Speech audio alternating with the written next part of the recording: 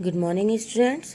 आज हम 12th class के एक टॉपिक शॉर्ट कंपोजिशन के बारे में पढ़ेंगे। इसमें एडवर्टाइजमेंट, नोटिस, ड्राफ्टिंग, पोस्टर्स और इनविटेशंस आदि टॉपिक आते हैं। लेकिन हम सबसे पहले पढ़ेंगे एडवर्टाइजमेंट के बारे में। एडवर्टाइजमेंट को पढ़ने से पहले ये जान लें कि एडवर्टाइजमेंट होता क्या है। What is an advertisement?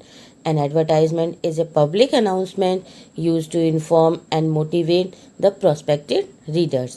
It reached to the pupil through newspaper, magazine, TV, cinema, etc. Advertisement दो प्रकार के होते हैं। Number 1, classified advertisement and display advertisement. Classified advertisements are given by the individuals. They are short and descriptive, just like notice. They are kept in groups according to the content. यानी कि classified advertisement जो है वो individuals के द्वारा दिए जाते हैं। ये छोटे होते हैं, संक्षिप्त रूप में, और पर ज़्यादा से ज़्यादा जानकारी देते हैं, इसलिए ये डिस्क्रिप्टिव भी कहलाते हैं। और इनकी क्या है श्रेणी, ग्रुप में इनको ग्रुप में रखा जाता है, इसलिए ये वर्गीकृत विज्ञापन तभी कहलाते हैं। अब number 2, display advertisements are made to increase the sale of the product. यानी जो उत्पाद हैं उनकी बिक्री को बढ़ाने के लिए डिस्प्ले एडवर्टाइजमेंट दिए जाते हैं। और ये कितने प्रकार के होते हैं? They are 3 types: local, retail and national. Advertisement लिखते समय हमें कुछ शब्दों का, कुछ बातों का ध्यान रखना पड़ता है जो कि बहुत ज़रूरी है। जैसे number 1, it should not be more than 50 words, यानी कि 50 शब्दों से ज़्यादा नहीं होना चाहिए। Number 2, we should not use connectors, articles, verbs etcetera. मतलब इन चीज़ों का हमें कम से कम प्रयोग करना चाहिए और ना के बराबर ही। अगर our message should be clear without these words, अगर हमारा मैसेज इनके बिना ही क्लियर हो जाता है तो हमें इनकी ज़रूरत भी नहीं है। Number 3, if you want to keep our name, address secret, अगर हम अपना नाम, एड्रेस सीक्रेट रखना चाहते हैं, we can use post box number. Number 4, contact. जो इंटरेस्टेड पर्सन्स हैं, यानी जिन्हें हमारे एडवर्टाइजमेंट में रुचि है, वो हमसे आसानी से संपर्क कर सकें। तो interested person can easily contact us. We should write our address, phone number, email address clearly. हमें अपने एड्रेस, फ़ोन नंबर या फिर ईमेल एड्रेस वो बिल्कुल स्पष्ट रूप से लिखने चाहिए। ठीक है। क्लासिफाइड एडवर्टाइजमेंट में matrimonial, educational, job vacancy, accommodation, sale और परचेज, इन सभी विषयों से रिलेटेड सब्जेक्ट्स चुने जाते हैं।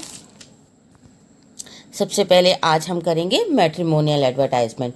मैट्रिमोनियल एडवर्टाइजमेंट यानी वैवाहिक विज्ञापन।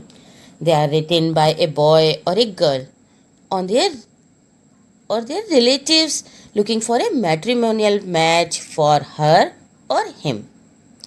यानी किसी लड़के, लड़की या उनके रिश्तेदारों के द्वारा एक उपयुक्त मैच ढूंढने के लिए ये विज्ञापन दिए जाते हैं।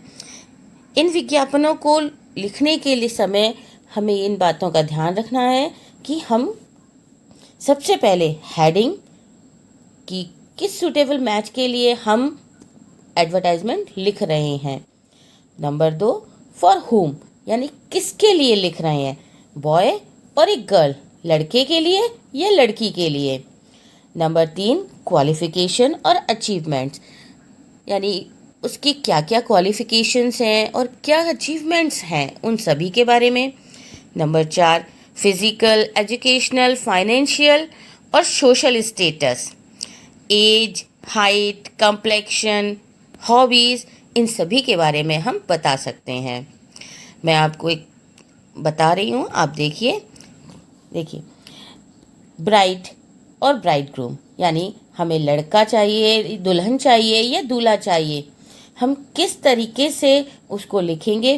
तो सबसे पहले ऊपर ब्राइड और ब्राइडग्रूम वांटेड ये हेडिंग हमारा हो गया, और ये हेडिंग हम कैपिटल लेटर्स में ही लिखते हैं, इसलिए इस बात का ध्यान रखना है कि ये कैपिटल लेटर में ही लिखे जाए। फिर हम क्या क्या डिटेल्स उनके बारे में रिक्वायर्ड करते हैं, जैसे age, caste, qualification, financial status, social status, achievements etcetera of the prospective bride और ब्राइडग्रूम। फिर यही चीज़ें हम डिज़ायर्ड ब्राइड या ब्राइडग्रूम के बारे में भी लिखते हैं कि उसकी एज, कास्ट, क्वालिफिकेशन, अपीयरेंस है ऑफ डिज़ायर्ड ब्राइड और ब्राइडग्रूम, कि वो कैसा होना चाहिए। हम इसमें नेचर ऑफ मैरिज भी बताते हैं। नेचर ऑफ मैरिज मतलब कि शादी किस तरह से हम करना चाहते हैं, जैसे कोर्ट मैरिज है, अरेंज मैरिज है या डिसेंट मैरिज। फिर उसके बाद last contact number. Contact number एकदम क्लियर होना चाहिए, उसमें कोई गड़बड़ नहीं होनी चाहिए, क्योंकि जो भी व्यक्ति हमसे कांटेक्ट करना चाहेंगे वो हमारे नंबर को देखकर ही करेंगे। तो कांटेक्ट में हम अपना फ़ोन नंबर दे सकते हैं, एड्रेस दे सकते हैं और ईमेल नंबर, ईमेल एड्रेस भी दे सकते हैं। और इसके अलावा अगर हम इन चीज़ों को नहीं बताना चाहते हैं तो हम पोस्ट बॉक्स नंबर दे सकते हैं, अगर आपका कोई है। अब मैं आपको एक एग्ज़ाम्पल बता रही हूँ कि किस तरह से हम लिखेंगे। तो पहले देखिए ये example. You are Tanmay, 25 years old. Your family is looking for a bride. An advertisement to get it published in the matrimonial column of a local newspaper. यानी आपका नाम तन्मय है, आप 25 साल के हो, आपका परिवार एक दुल्हन की तलाश कर रहा है, तो उसके लिए आपको आपके स्थानीय न्यूज़पेपर के मैट्रिमोनियल कॉलम में छापने के लिए एक एडवर्टाइजमेंट लिखिए।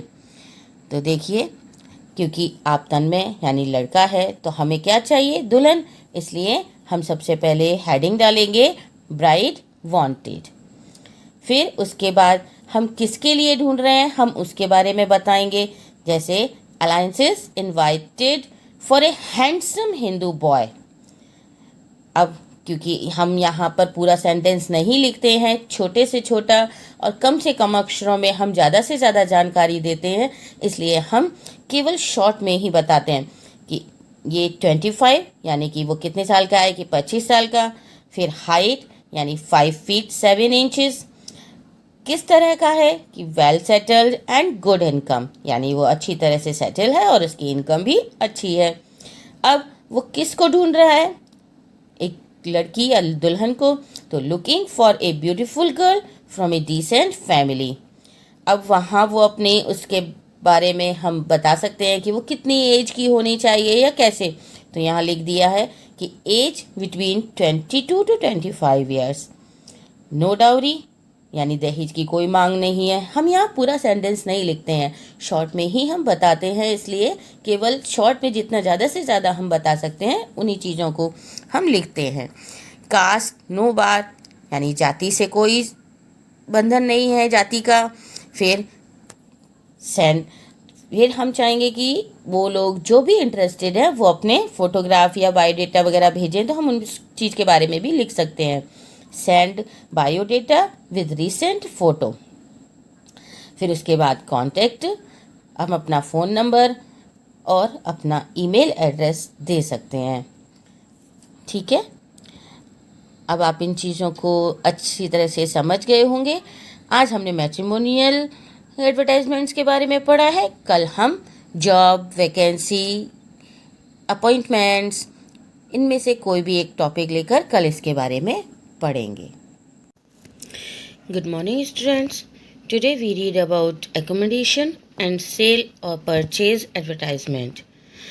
एकोमोडेशन एडवर्टाइजमेंट के लिए जैसा कि हमने पहले भी देखा है कि हेडिंग, तो इसे लिखने के लिए हम हेडिंग लिखते हैं टू लेट या accommodation wanted.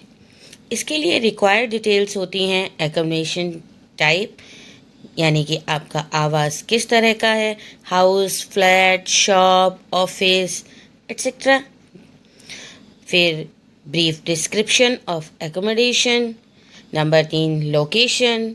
Number 4 facilities available. फिर टेनेंट्स प्रेफर्ड यानी कि हम किस तरह के किराएदार चाहते हैं, हमारी प्राथमिकता क्या है, जैसे like service class, only vegetarian, only for girls या a couple with 2 children etcetera. फिर रेंट कि हम कितना रेंट लेना चाहते हैं, और फिर उसके बाद कॉन्टैक्ट नंबर या एड्रेस। इसके लिखने के लिए आप एक एग्जाम्पल देख लीजिए। देखिए, you have a set of 2 bedrooms and a dining hall. You want to give it on rent to a transferable family. Draft an advertisement for the to let column giving necessary information. इसे लिखने के लिए हमें सबसे पहले heading यानी कि to late, क्योंकि हम ये किराए पर देना चाहते हैं तो टू लेट लिखेंगे। फिर उसके बाद हम उस एडवर्टाइजमेंट को लिखना शुरू करेंगे कि उस में क्या क्या चीज़ें हैं, जैसे available 2 bedrooms plus dining hall, set located कहाँ पर स्थित है, लोकेटेड एट 25,341 ए पटेल मार्ग Mansarovar, only for transferable family यानी हमने यहाँ पर अपना मत दिया है कि हम केवल ट्रांसफरेबल फैमिली को ही वो देंगे। फिर separate kitchen and bathroom, 24 hours water supply and car parking facility. हमने यहाँ अपना रेंट भी बता दिया कि रेंट 7,000 और उसमें क्या शामिल है, एक्सक्लूडिंग इसमें शामिल नहीं है यानी in electricity and maintenance charges. Contact जिसका आपका एड्रेस जैसे यहाँ दिया हुआ है, अशोक शर्मा 15,351 सी सुभाष मार्ग जयपुर। ठीक है, अब इसके बाद देखिए सेल एंड परचेज।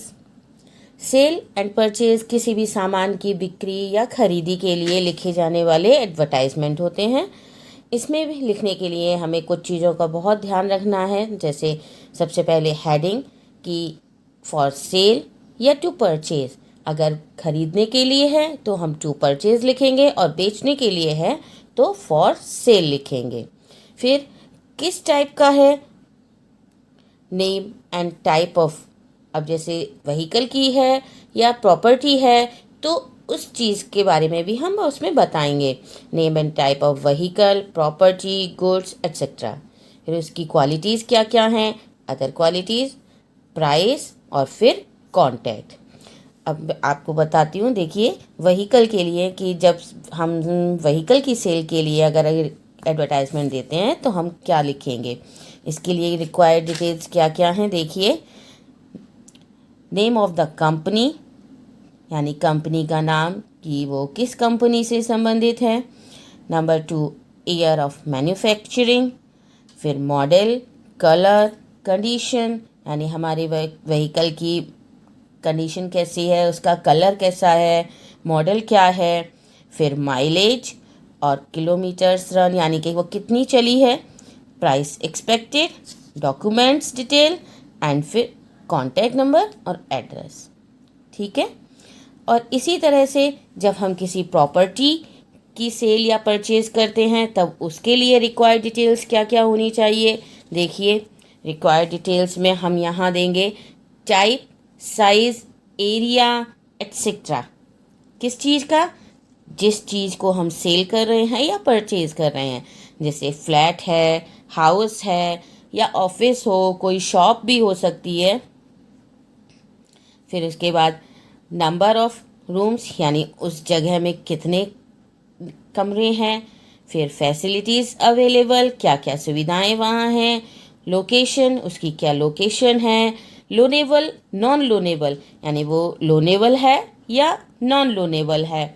उसके बाद प्राइस एक्सपेक्टेड और फिर last contact number and address.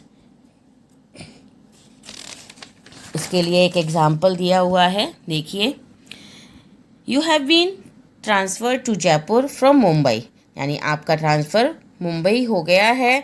You want to sell your house in Mumbai along with furniture यानी आप अपने घर को फर्नीचर के साथ बेचना चाहते हैं।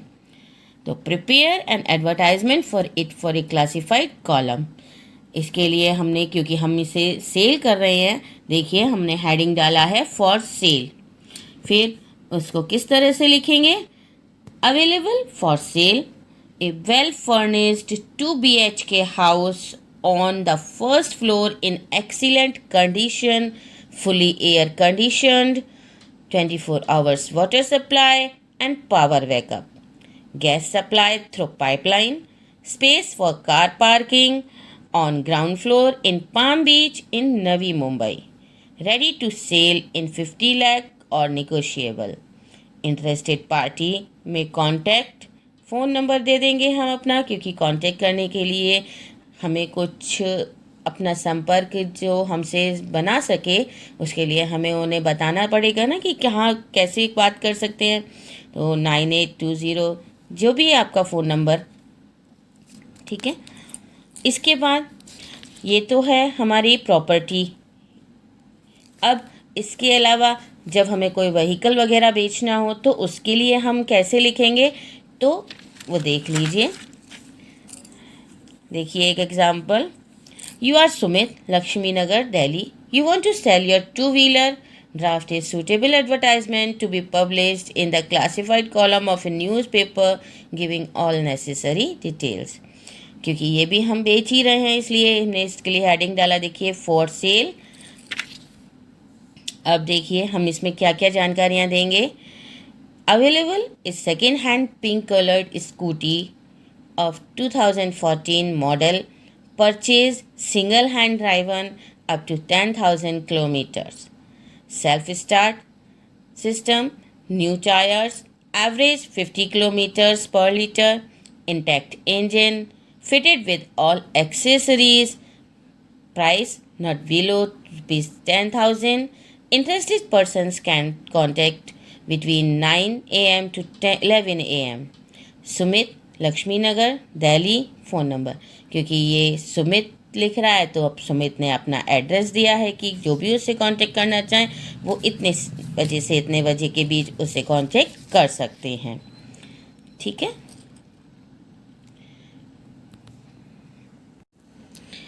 Good morning students.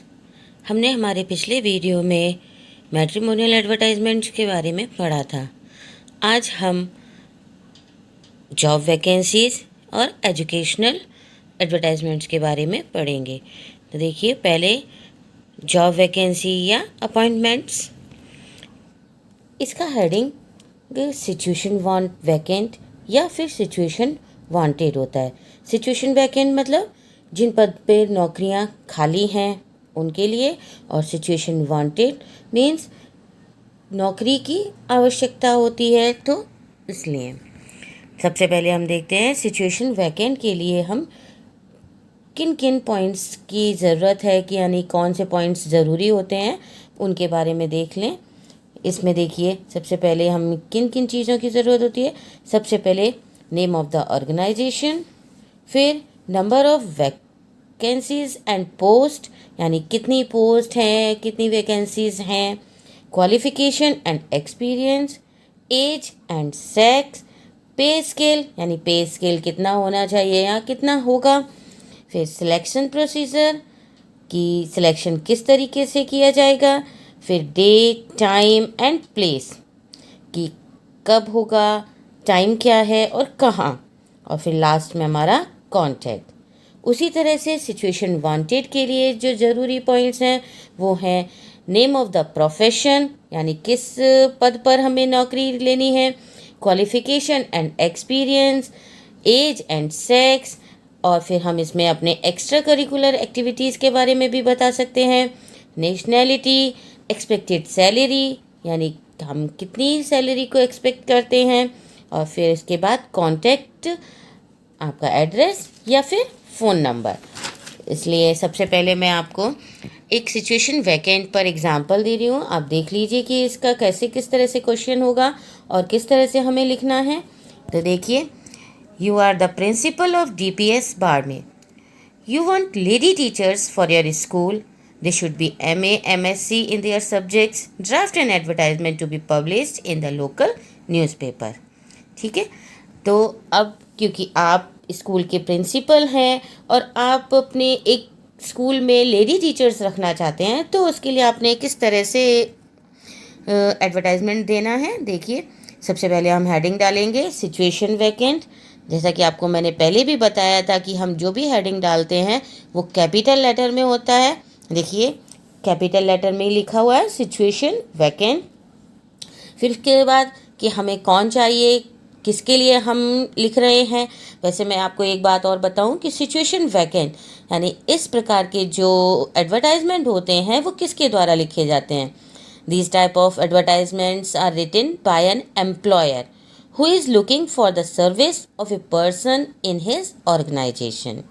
यानी एक संस्था के मालिक या उसके मैनेजर या जो भी हैं उनके द्वारा अपने ऑफिस में या अपनी संस्था में खाली पदों पर रिक्तियां भरने के लिए ये दिया जाता है।